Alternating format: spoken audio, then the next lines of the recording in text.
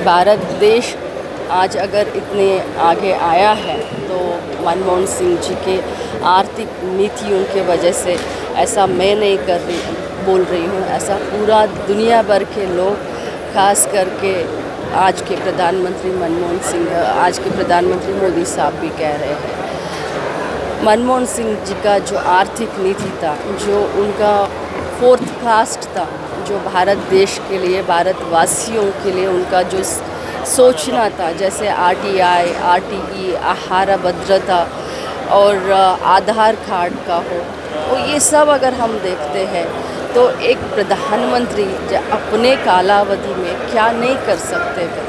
अगर इसका ताज़ा उदाहरण है तो वो डॉक्टर मनमोहन सिंह जी है। आज उनको खोकर पूरा भारत देश का राजकारण और खास करके कांग्रेस परिवार को बहुत धक्का लगा है। मैं प्रार्थना करती हूँ कि उनके परिवार को ये दुख सहन करने का शक्ति भगवान दे।